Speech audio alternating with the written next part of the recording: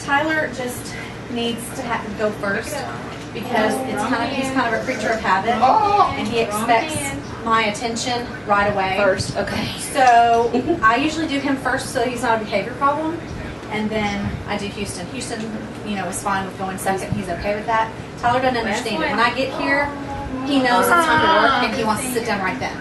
I usually just leave him, and then he does an activity with me, and then I'll give him a bite and a drink and watch him.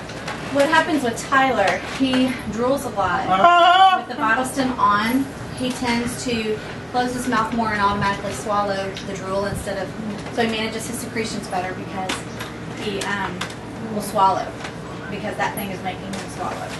They were, same time next week. They were premature, and Tyler was intubated as a child, and so, or as an infant, and so he was on a ventilator. He also was trached, and so his posture is that mouth posture, and so he doesn't close his mouth completely, but he can close his lips.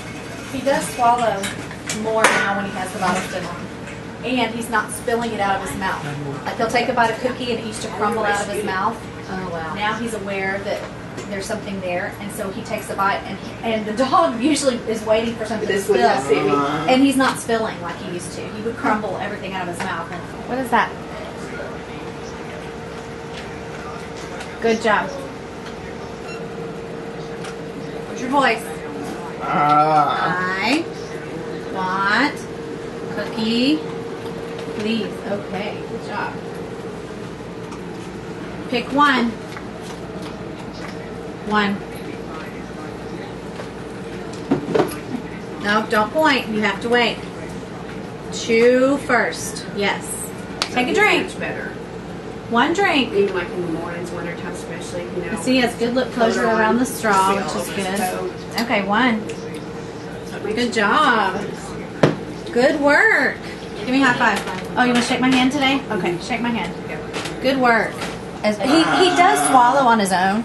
He does swallow on his own, but he tends to, because of the lack of sensation in his mouth, he tends to just drool and not realize that he's drooling until it's already out on his shirt, and then he's like, oh yeah, and so then it's just, he's got a string of whatever it is. And so we're working on close your mouth, and then he'll do it, but it's hard to cue that because he doesn't really understand what I'm asking him to do, so I've had to kind of do it and then go, yay, that's exactly what I want you to do, so then he knows that's what he needs to do the next time. But so like I'll tell him to close his mouth, tell him to chew. He knows he has to wait on that, and so he knows he has to chew that first. That's another one that we're working on too, because he just immediately wants that drink. As soon as he has something to eat, he wants to chase it with a drink. And I been working on, no, you have to chew it first, because he used to take a bite, the cookie would crumble, it'd be everywhere.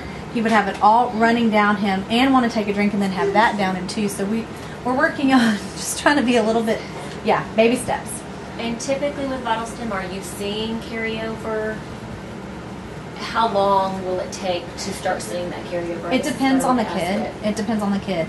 And it also depends on how much they can tolerate. I get them to about 12, 13. I've tried 14 with him, and he, Houston completely tenses up, so I know it's like, okay, I need to kind of back off a little bit. I think eventually I could probably get higher, because I started them on 10 when I started, and this is their first round, so I started them just a few months, about a couple of months ago, I guess. And so they, not even that long ago, but they started at 10, and so I've moved them up to 13. So does he realize the sensation of pulling when he's, or are you prompting him? You're pulling, swallow. See what he did? Normally he would lean over, and that would all come out of his mouth. But what did he do? He closed his lips when he leaned over, because he felt it in there. Yeah, and that's huge for him. And he has a lot of stuff cascading. But he loves hot sauce and stuff like that because it's spicy, and I think because he can't I think that his tastes are affected. And he loves the carbonated drinks because it's bubbles, and he does real well with that. And so I'm like, more the merrier, anything like that. We used to pour hot sauce on his stuff. See if he can eat that, and he loves it, and he would just eat it. And I would be crying. I'd be, my nose would be running, and he's because the hot sauce is so hot. Yeah, and he's not affected at all. Of course, Houston's, all his problems are so much more different than Tyler's. His are major neurological issues. Yes. So he does not understand the concept of chewing whatsoever. Okay. I'm sorry. So, and then if you do anything like water, any juice or anything, then liquids, he'll aspirate it. Oh, wow. So he has to have like pudding, mashed potato consistency that's going to go straight down, that he's not going to aspirate on, or that he doesn't have to chew. And will that ever change? His swallow has gotten stronger with the VitalStim, and just working on it. I mean, we've worked on it for years, just trying to see because he wasn't closing his lips around the spoon at all. He would just, I'd stick it in his mouth and his tongue would go out.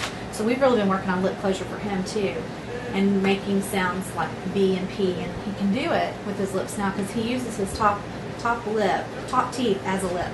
Oh. So okay. he'll take everything off of the spoon with his teeth instead of.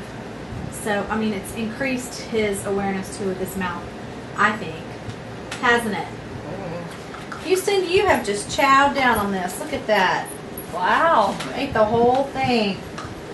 You ready for the last bite?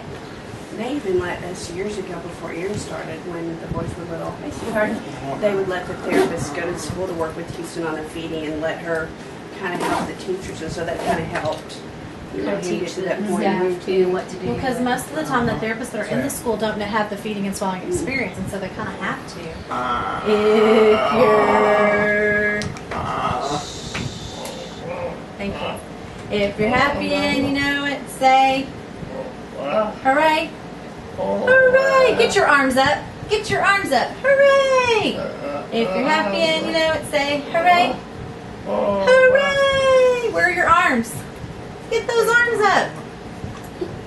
If you're happy and you know it, then your face will surely show it. If you're happy and you know it, say, hooray. Hooray! Happy birthday to you. Happy birthday to. Hold it out to you. Happy birthday to Houston and Tyler.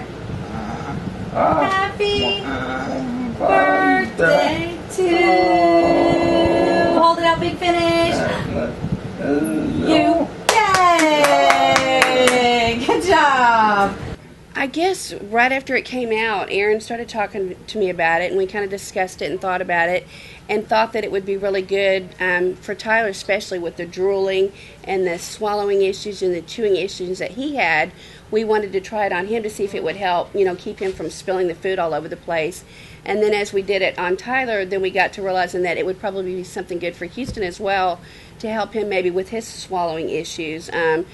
Their swallowing issues are both so different, but Houston just wasn't ever really clear in the food, and so then therefore for a long time after he ate, it would be really hard to understand him because he would still have stuff in the back of his throat and his voice wouldn't be strong enough. So therefore he's learned to clear the food to where you can understand him, and then his voice is so much stronger, because before his voice would almost be more like a whisper, and it's gotten a lot better to where you can actually hear him.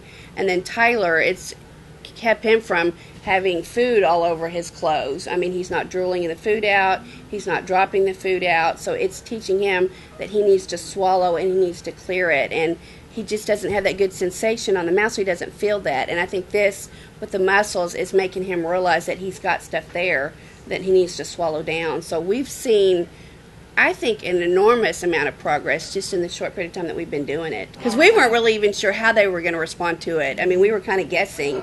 We thought that they might benefit from it, but we didn't realize that they were going to benefit this much from it. I mean, I'm really surprised.